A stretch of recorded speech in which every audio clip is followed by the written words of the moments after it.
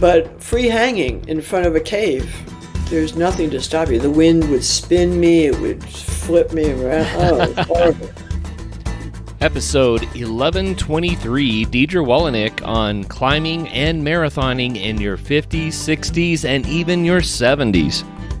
You're listening to the Adventure Sports Podcast. We talk with adventurers from around the globe to bring you the inspiration and motivation you need to get started in the outdoors or to keep you moving if you're already there. Now here's your host, Kurt Lindbill. Hello and welcome again to the Adventure Sports Podcast. I am so excited about visiting with our guest today. I have a remarkable woman. Let me tell you some of the things that she's accomplished. She's a musician playing multiple instruments. She started a symphony. She has written several books. She set the world record for climbing El Capitan at the age of 66 and then broke it again by climbing it at the age of 70. At 73, she climbed the Eichhorn Pinnacle. She speaks 8 languages. I saw one place said 7, another says 8. I'm going to go with 8. She is a marathoner. She has documentaries. Can anybody guess who this lady is? Me. Diedre Wolownick. Diedre Wolownick, welcome to the Adventure Sports Podcast. Thanks for having me. It's a pleasure. I'm excited to visit with you because not just all the things that you've done, but the time in life when you did them and all of the ways that you have contributed back to the world, Diedre. I think it's delightful to get to visit with someone who has given back this much. Diedre, you were on the Adventure Sports Podcast a couple of times over the years, and I have not had the honor of interviewing you since Mason got to do those interviews. So I'm super excited to interview you this time.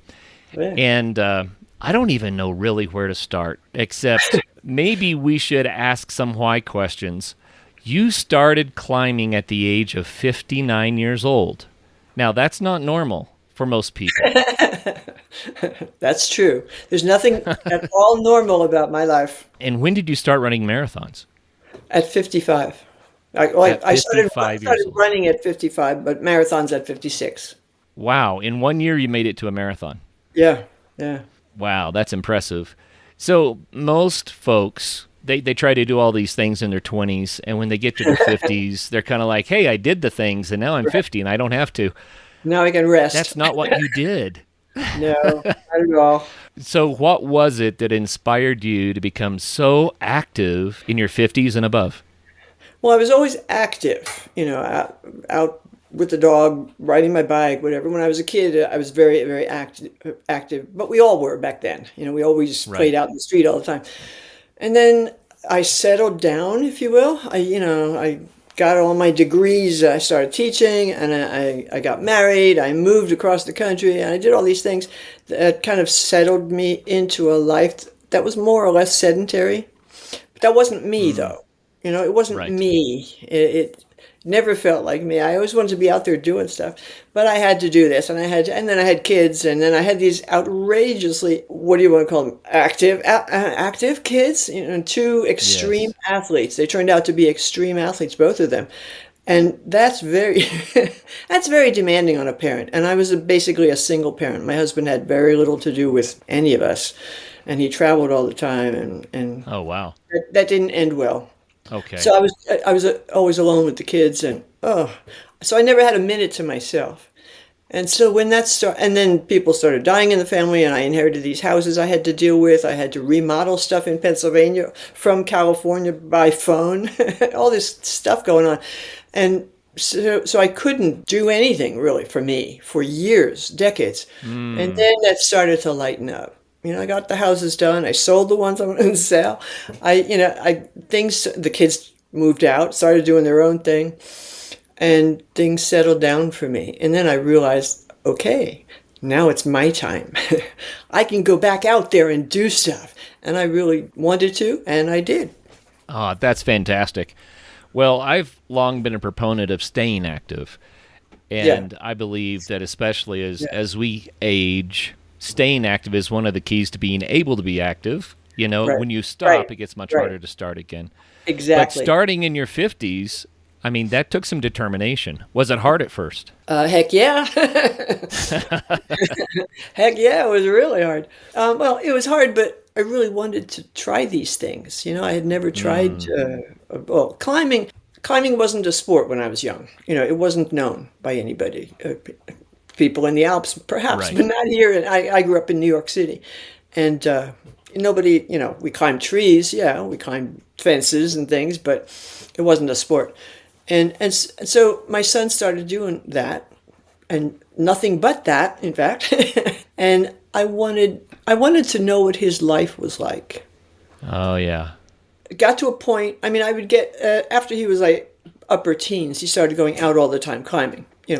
Out, way out, and I didn't know, where he was exactly. I mean, he would tell me, offhanded comments about what they'd done, but he knew I didn't understand. I knew I didn't understand, so he wouldn't bother. He wouldn't bother going into any detail. So every time he'd leave the house, I kind of suspected that it might be the last time I'd ever see him. Yikes. Especially when I started getting all the publications. His address was still my home. So I'd get all his mail, and I'd get these. I'd open a magazine he got in the mail, and I'd see these pictures. Well, you've seen some of the pictures that my son has, and I'd see these things. I'd say, oh my God, no, I must be misinterpreting that. He can't really be doing that. What I'm thinking. And I would put it aside and go remodel another house or go teach another class, or I was always busy. Right. Ridiculously busy, and I had no help. I had no friend. I had no social connections in the West yet, because we had just moved there before all this started to happen. My husband died, my father died, my father-in-law died. All this started to happen, Yeah. and I was new in Northern California. I didn't know anybody, and so I had no help with anything. And so so when that started to calm down, and Alex started to go out, and my daughter was already gone. She went to college in the great Northwest up in Oregon and really never came back. And she still lives up there. And so I decided it was my time. I needed to find out what my son's life was like. And more than that, I needed to find out how he and his friends, they were all... They were teenagers to me. They were goofy teenagers. They didn't have jobs, most of them. They didn't do anything but climb. And I didn't know what that meant. And I wanted to know how these goofy teenagers kept themselves safe out there. I didn't understand how it worked, and I wanted to experience it a little bit. I wanted to see what it was like, how they kept themselves safe, and what he was up to when he left the house. And then after a while, it started to be real expeditions, not just him going climbing, but, with North Face or with Black Diamond or with National Geographic. And so I really wanted to know what this whole life was like. And so I had him take me to the climbing gym one day when he was home. He was nursing an arm injury, so he couldn't climb, but he could belay. So I said, take me to the gym, show me around, show me the ropes. So he took me to the gym, and he showed me the ropes and showed me how to do everything. And next day he left again for, I don't know how many, a month or so. And so I was on my own. So we were interrupted there, but Diedre, you were talking about how you were getting into climbing and how your son had shown you the ropes briefly and then left for an extended period of time, and you were on your own. So what did you do? Well, I was still teaching. I always taught an overload. An overload. That means you have a full-time load plus another course at the college. Why am I not surprised? Well, teaching, I did it for the money. Teaching doesn't pay worth a darn, so I needed more because I was on my own now, And so I always had an overload. So I was busy. And one day, this bothered me. In the back of my mind, I had really enjoyed that afternoon with Alex at the climbing gym. Yes. It had surprised me greatly because all my life, everybody says, "Oh, I'm afraid of heights." Everybody's afraid of heights, which is a good thing. That's self-preservation. Right. But they're not afraid of the height, I discovered. It's the falling off the height that they're afraid of. And so, Right. He solved that for me. And while I was there at the gym with him, I figured maybe I'll do a half a wall and I'll find out what it's all like, and then I'll go home happy.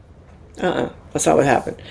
I did the whole wall. I got to the top, and I was sure I wouldn't be able to look down because I'm afraid of heights, like everybody else. Well, now I got to the top. I looked at him, and I gave him a big smile and a wave, and I realized that the strongest climber in the world is belaying me. I'm not going to fall anywhere. you know.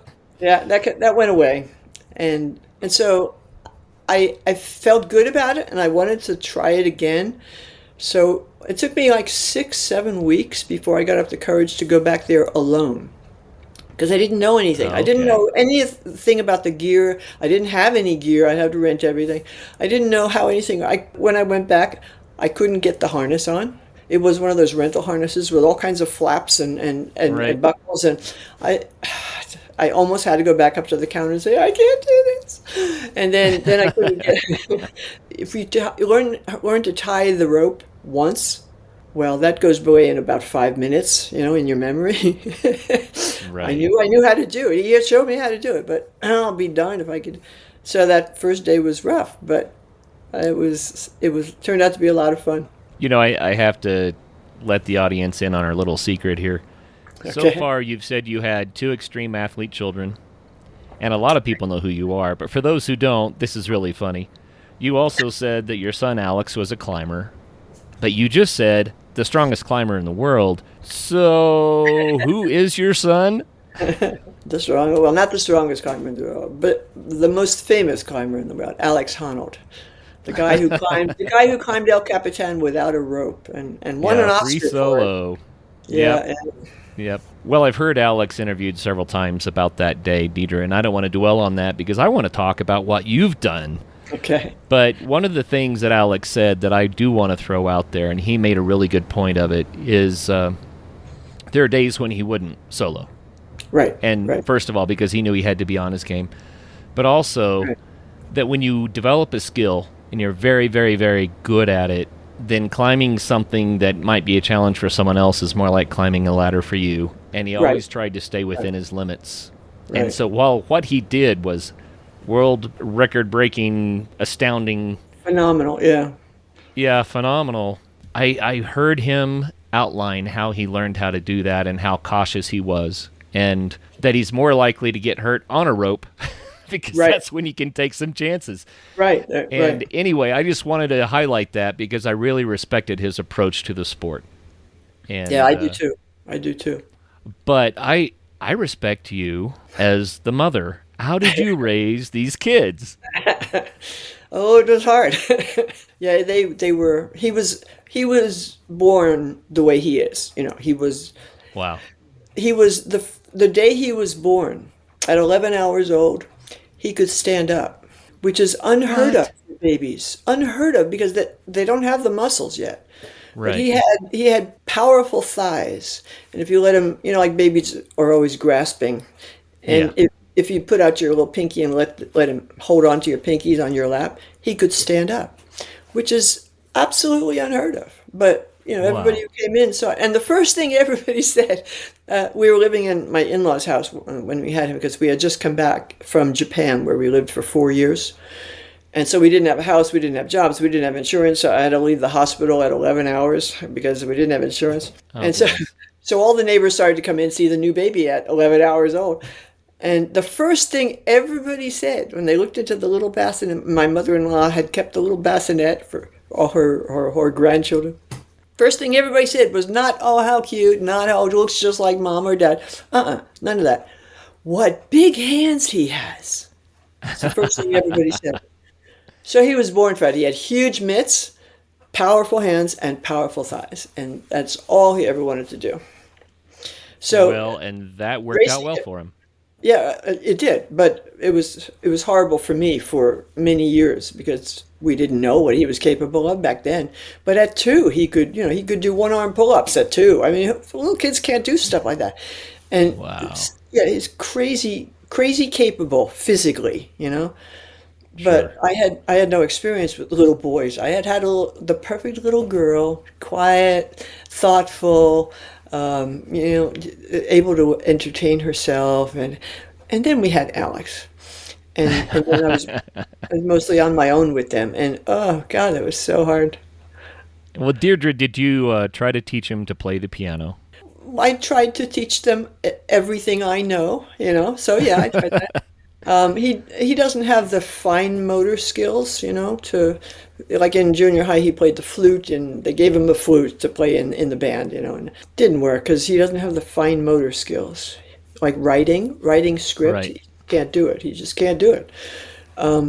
That's not his forte. He has Well, of other course, strengths. I was just kind of laughing because you said he had very large hands and piano. Rachmaninoff would have Right, been right. great for someone with hands like that, you know? True, true. If he wanted that, but he didn't want that. He wanted to be Of outside course. climbing. Yeah, yeah, yeah. Well, and I saw that coming. I was just thinking how it would be a funny scene had you tried and tried and tried to teach him the piano and all he wanted to do was Right, be right. outside scrambling around That was somewhere. basically it about everything. Everything we tried to teach him, or I tried to teach him.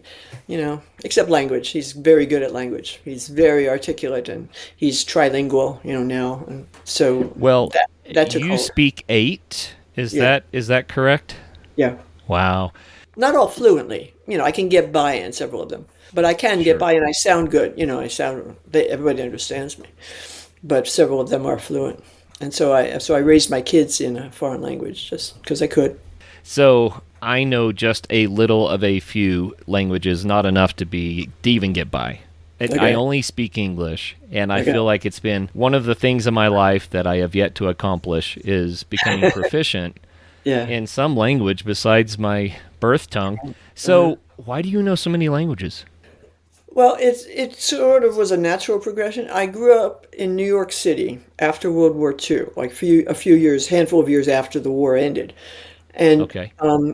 New York was overrun with people who had escaped the aftermath of the war all over Europe, Sure. all over North Yeah. Africa, all over, and so like our block, it was like 50 houses long, 25 and 25 across the street, and every house, it was a different culture, a different language, different music, Wow. different foods, And so I'd go to my girlfriend's house and I'd have to be polite, sociable, with grandma and grandpa, say hello. And Sure. so I grew up that way. And in our family, all the old people to us, all the adults all the grown-ups spoke Polish.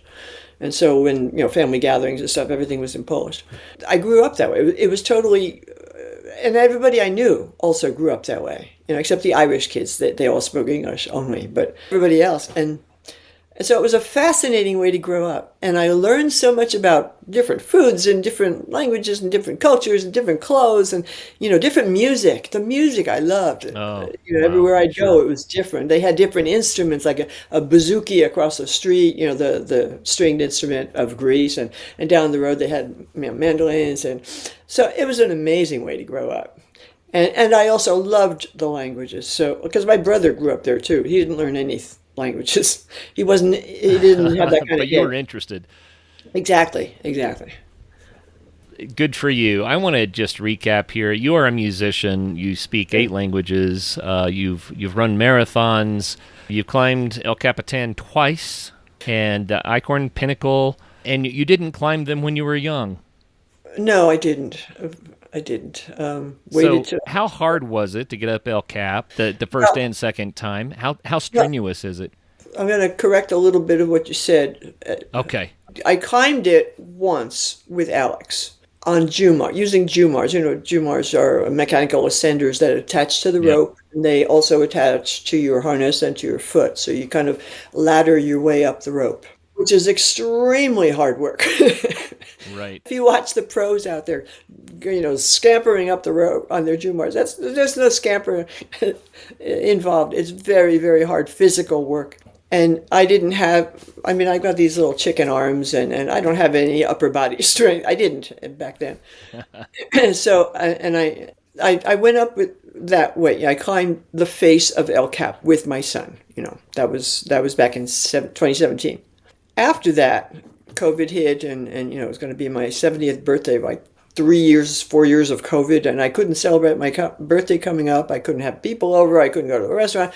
So I Right. decided to do El Cap again. But we didn't climb the face that time. We climbed what they call the East Ledges. They also call it the descent route.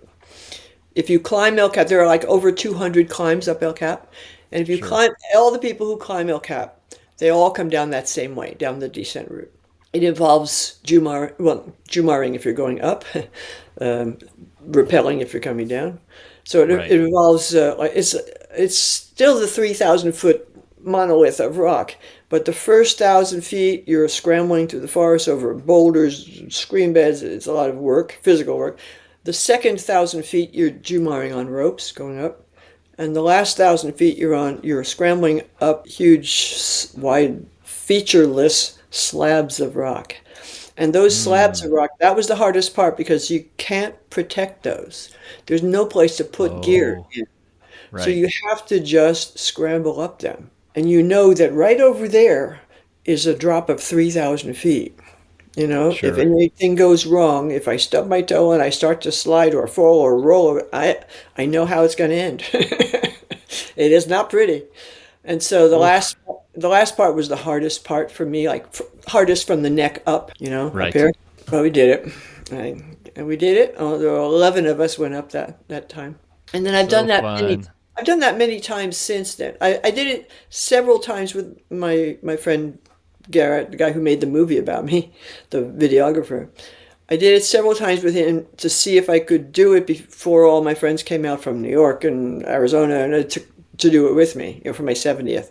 I didn't want to poop out when they were all there, so we did it several times. So I've gone up El Cap, I don't know, 5, 6, 7 times. But Oh, wow. once climbing, once on, with Alex, and the other Sure. times we're all up on the east ledges.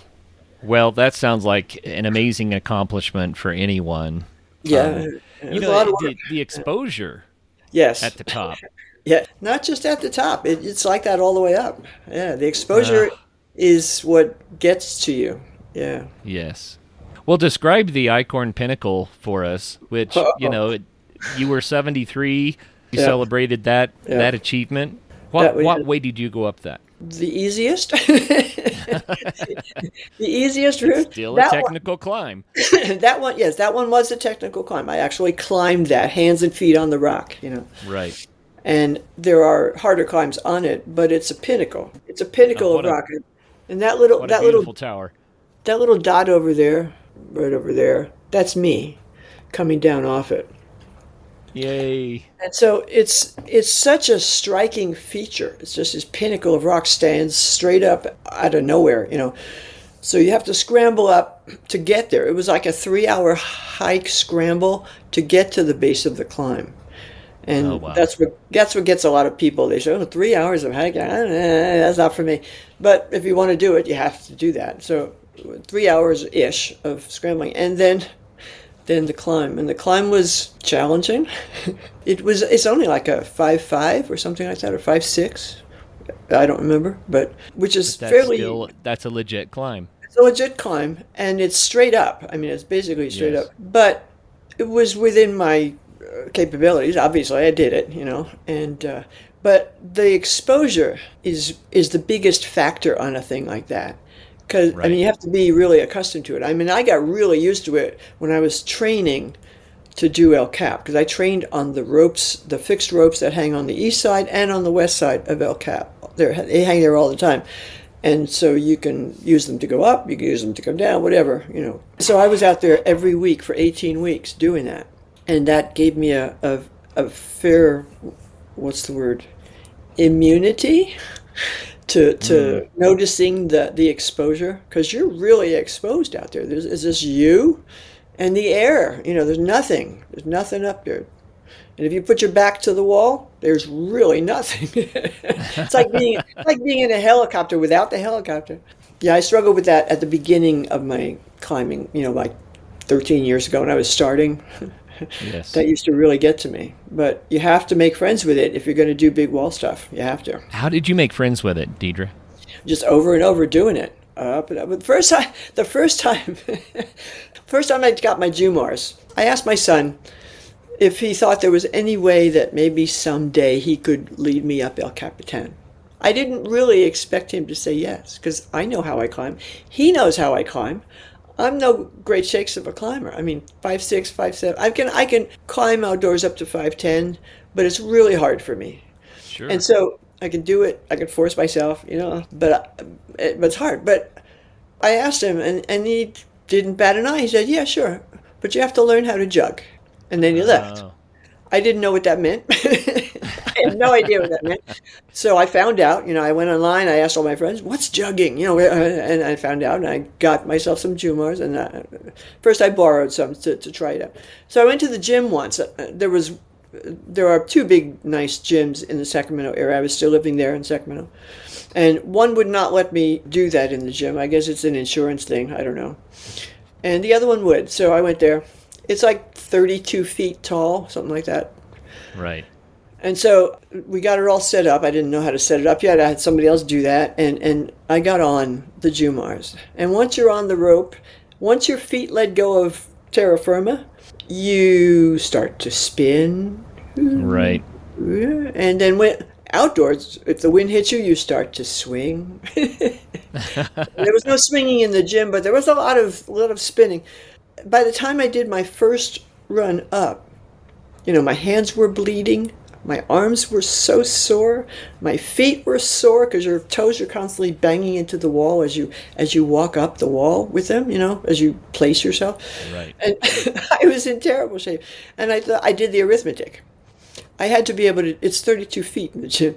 I had to be able to do that 100 times in rapid succession without stop. So I sat down and crunched some numbers and set up a training schedule for myself. And stuck to it, boy. Fortunately, we had Alex knows everybody in Yosemite. He practically lives there, so I had a house to stay in, and so I could go there like for 3 days a week, every week, which is what I did. Because I knew that I was a teacher at the college, the local college in Sacramento, and I knew that, like, in 18 weeks, which was our semester, in 18 weeks, you can learn anything. You can learn to be a firefighter, a little bit at least. You can learn a little French in my classes. You can learn a little arithmetic or math, And so I set up an 18-week schedule for me. I knew I'd have to know more than a little, because once I got on ropes outdoors, it really scares the bejeebers out of you the first time. And it certainly did for me. But if you want to do it badly enough, you just keep doing it. I have climbed ropes on Prusik knots, which is a parallel sort of a thing, except that's hard without work, the device. Yeah. And it was hard work. It was very, very hard work. And the other thing I noticed, It is. if you can attach your harness in the right place so you can kind of sit on the rope, it helps. Right. But Right. if you're just hands and feet, your feet try to go out in front of you, and you're kind of hanging by your hands. Right. And that's just exhausting. It is exhausting. And you have to have a lot of core control to do that, because when your feet go that way, your head and body go the other way, and you wind up upside down or, hanging horizontally. Yeah. Well, Diedre, what kind of benefits did you get from learning how to jug up those ropes? I mean, you must have gained a lot of core strength and arm strength. Yes. Oh, yes. Oh, yeah. It changed me physically. Oh, in so many ways. I had nothing before that. Not nothing, because I was climbing mild stuff, but yeah. I'm a different body than I was back then, different. But from the neck up is where it really changed me the most. It's a different world, and it's what's the word I'm looking for? Pour de dompter. I can't think of how to say that in English. To vanquish your fears like that. Oh yes. To get to the other side of being terrified, which I was the first time I got on the ropes. To get on to the other side of being absolutely terrified and fearful for your life, that changes things. It's hard to explain. It's really hard to explain, but that changes how you look on everything, and explains a lot about Alex too, because he doesn't see the world the way we do. He doesn't see danger and stuff the way we do. And it's because of that, because he faces that every single day, And just those 18 weeks that I did, the first time I got on the ropes by myself, I was on the ropes on the west side. There's a formation called a heart. It's like an intaglio heart carved into the rock 1,000 feet up. And from the bottom of that heart down to the ground, there are 6 fixed ropes that hang there.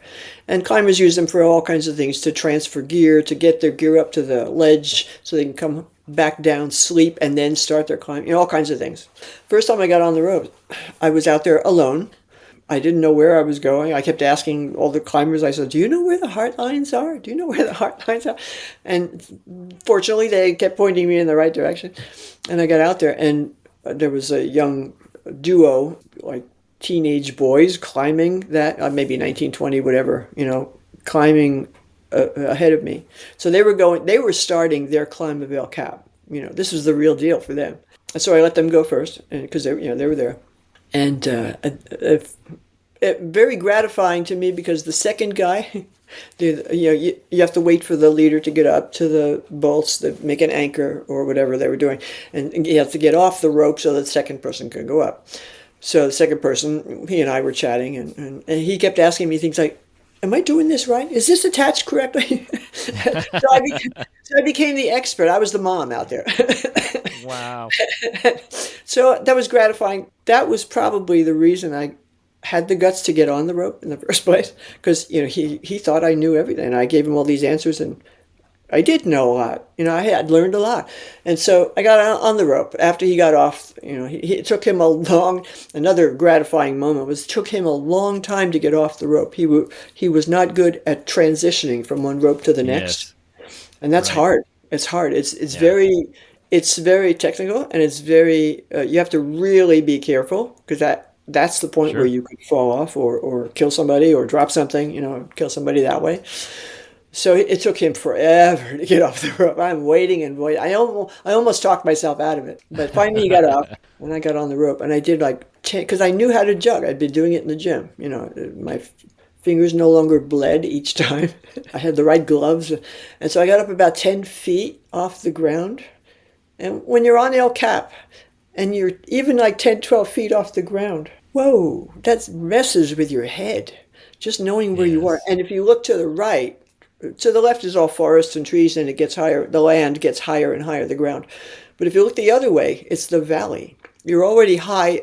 You've already hiked up like half an hour to get here to the base. Right. So you're already high up, and then you go up another 10 feet, and there's nothing below you, nothing around you. So I came back down. I quickly changed it to the gree, and I came back down. And then I talked myself back into it, and I got up again. And that first time was horrible. And the first rope, that one that we shared, had a knot in it. I didn't know. I mean, it was way, way up, like almost 200 feet up. There was 180, whatever, because the rope is about 200 feet. All those fixed ropes are very long. Yeah. And it's from end to end.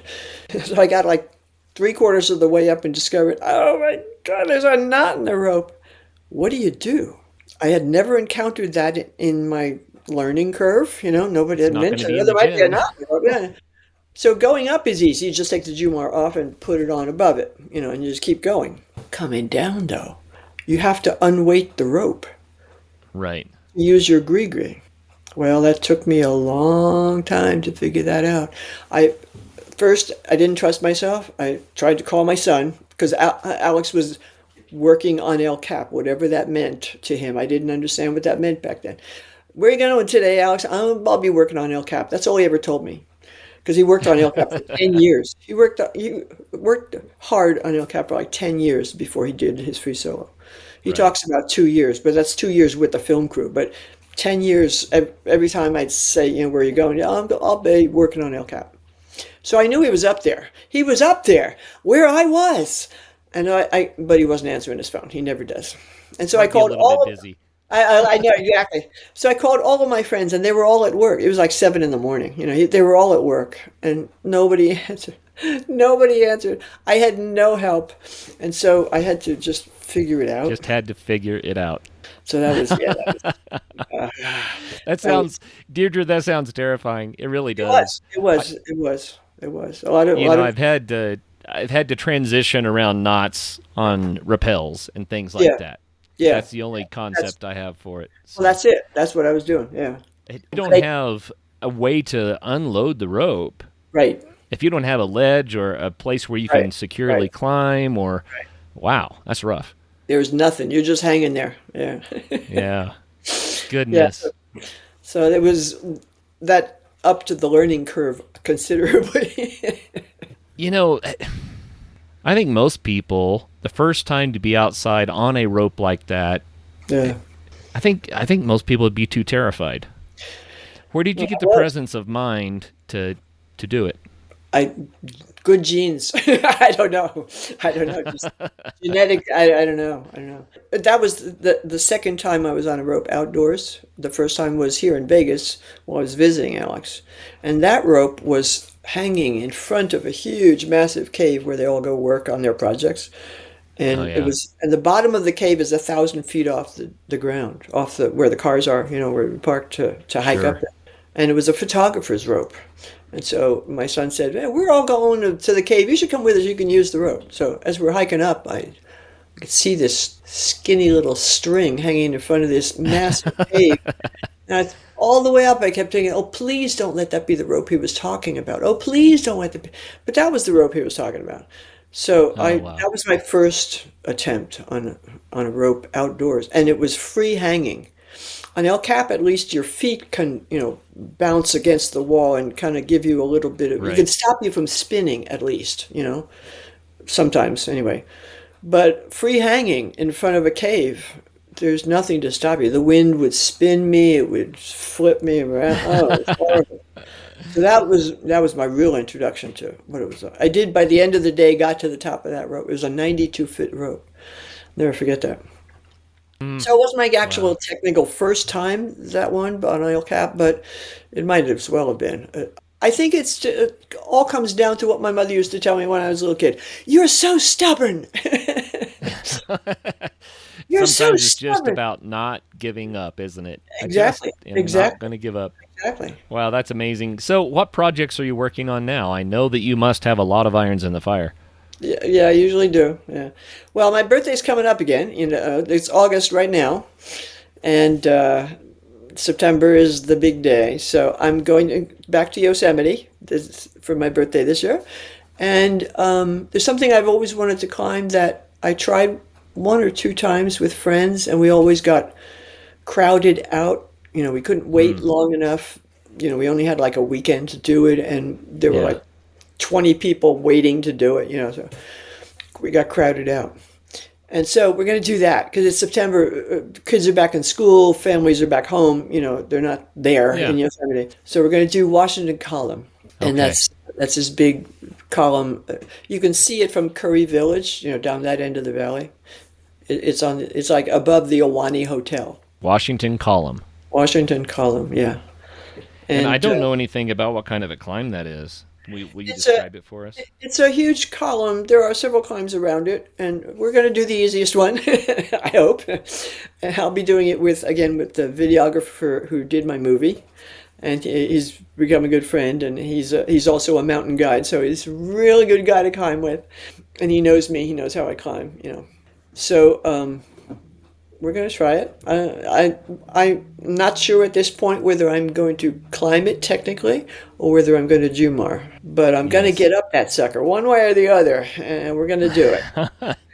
I And love the idea of setting yourself goals that yeah, keep you yeah, focused and yeah, active and doing. right. That's a beautiful way to live life.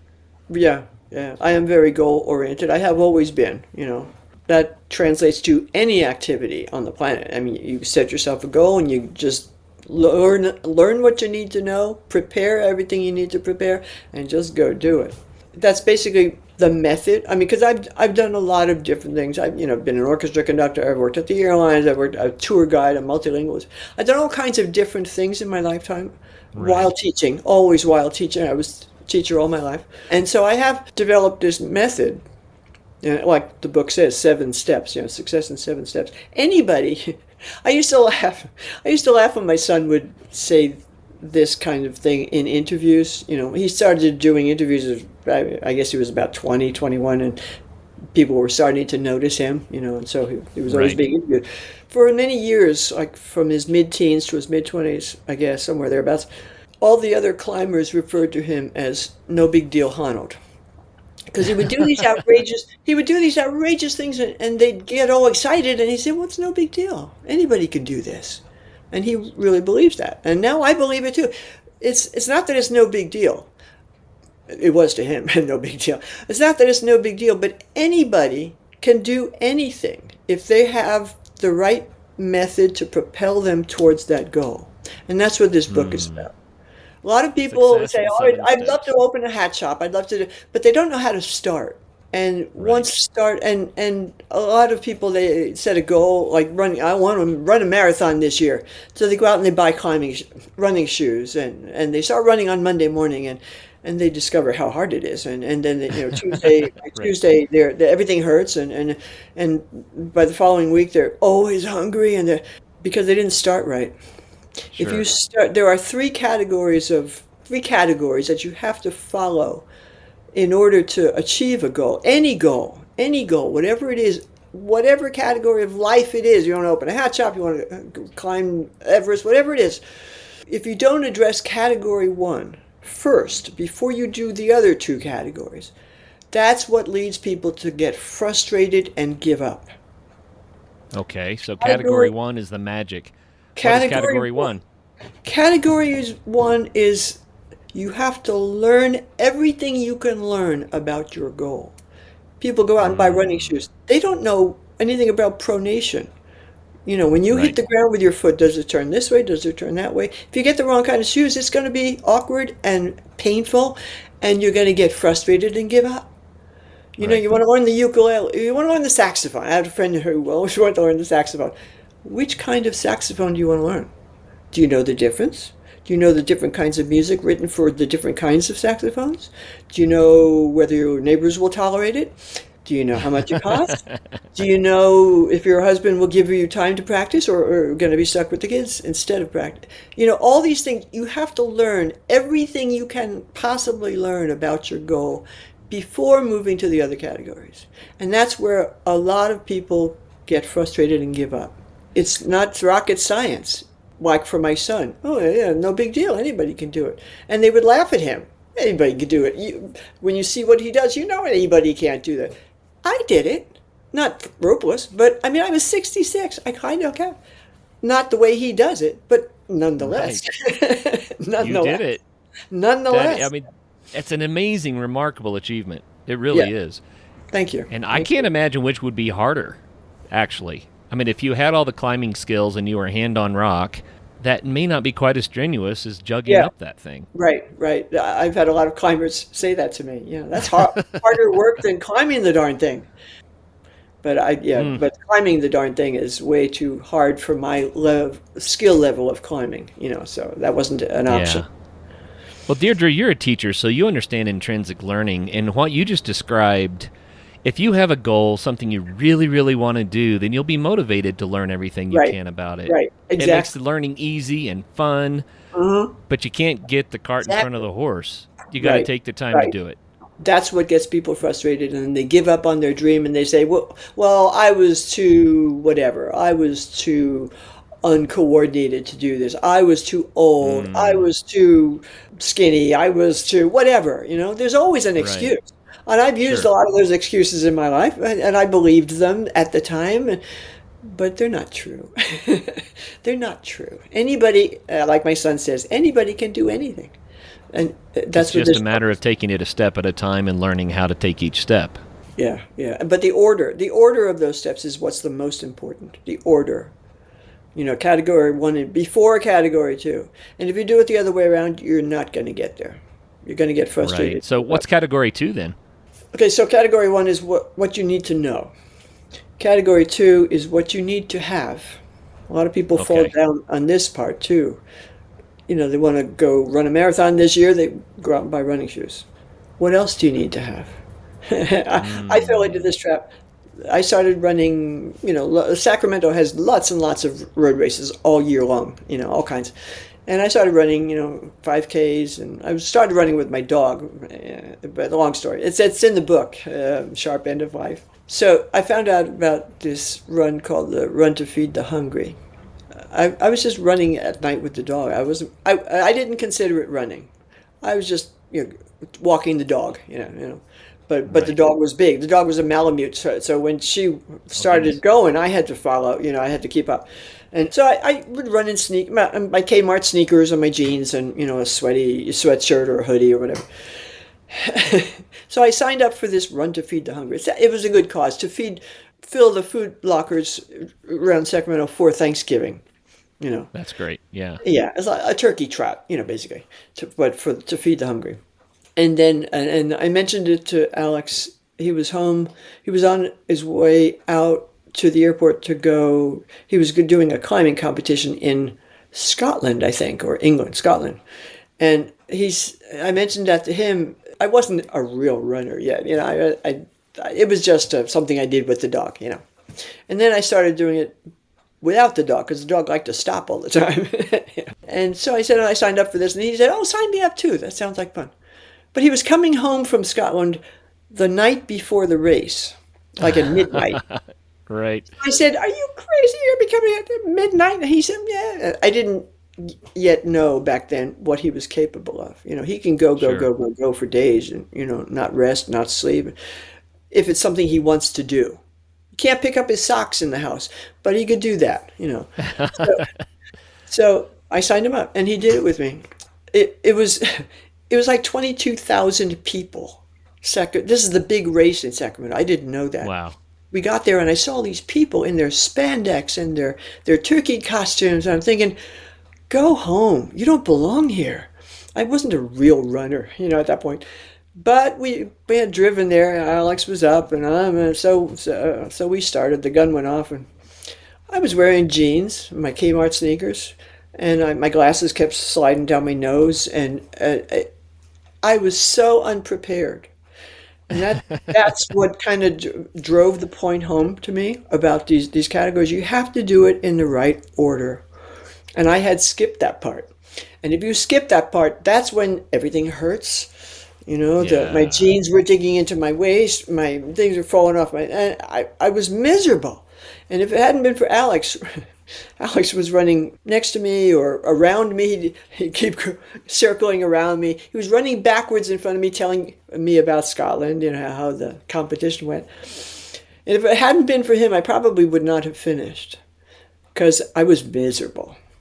Right. I finished, and darn it, I was going to figure this out, and I did. And then I began to realize how I had done these things all my life. I mean, all these things I've done, all very different things, because I knew how to set it up. I hadn't done that for running because I was just going out with the dog. I didn't consider it running. It wasn't a real goal for me, you know. But then it became a real goal. And then I started using this method that's in the book. And so the second thing is what you need to have. I got myself some good running shoes. It made a big difference.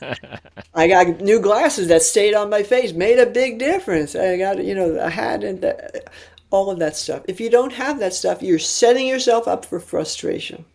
And you'll quit. And you'll quit.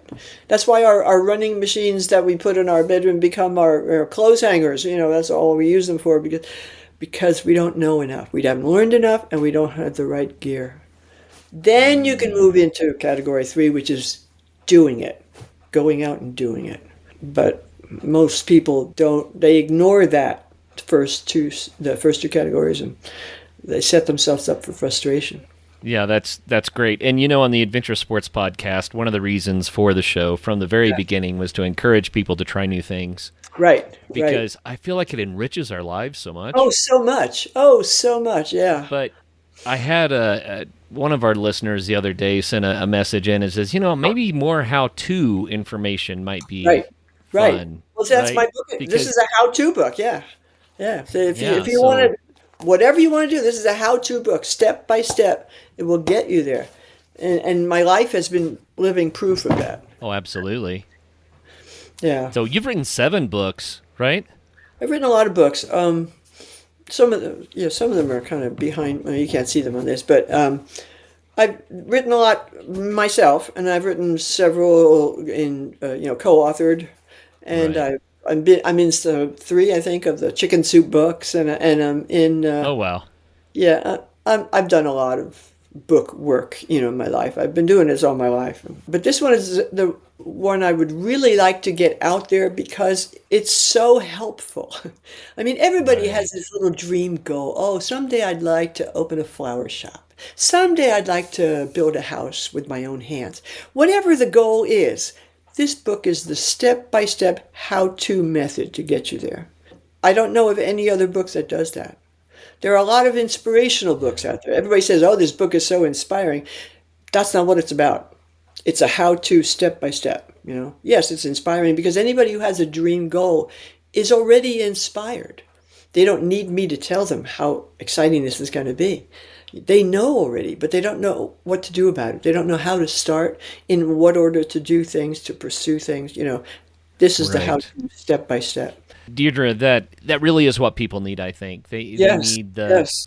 I just finished a book last year. It was my first book to actually publish, and I was really happy about it. But you're not going to publish a book if you don't know how to do things in steps, Right, right? right. Oh yeah, And publishing a book is a lot of work. Congratulations. well, thank you. Congratulations to you too.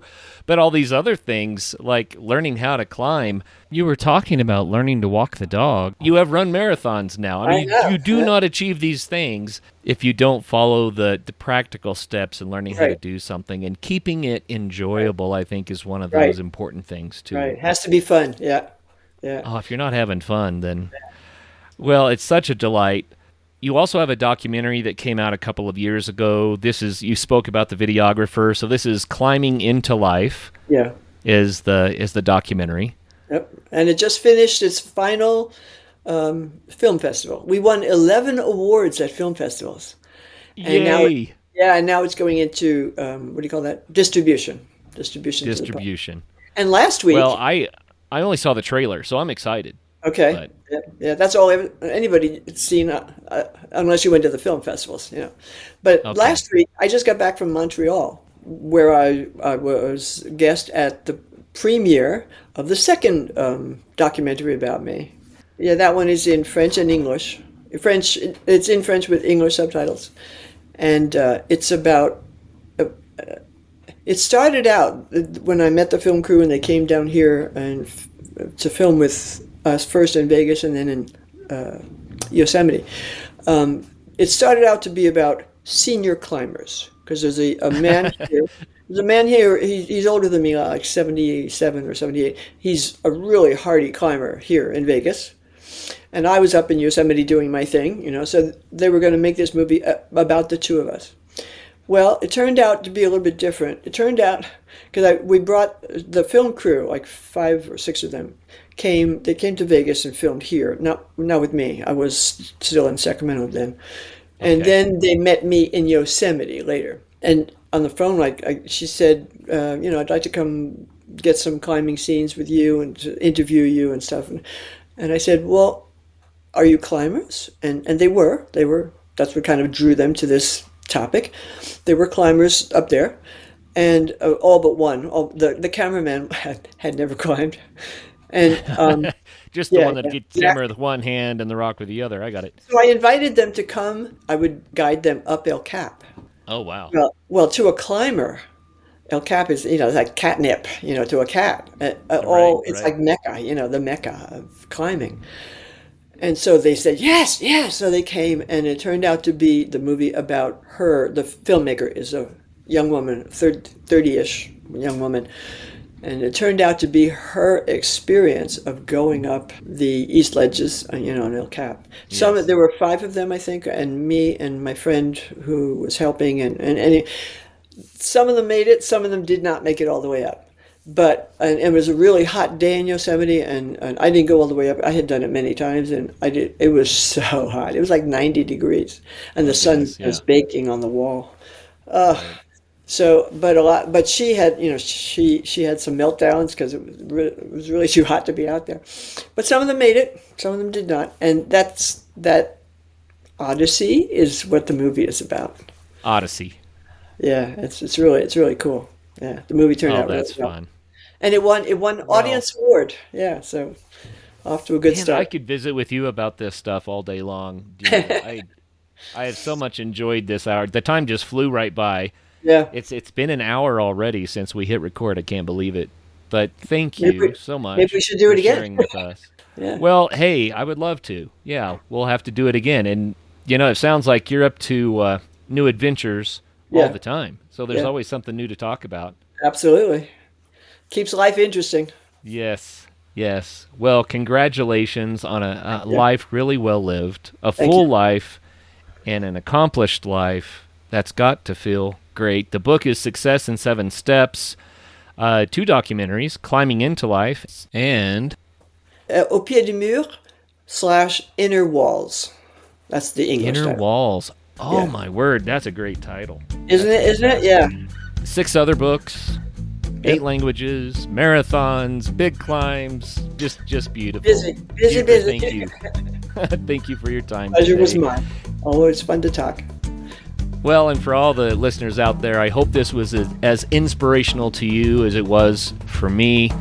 And do get out there and have some fun and get that Success in 7 Steps book so that you can do it in the right way and be successful. order. So, all right. Take care. Bye-bye.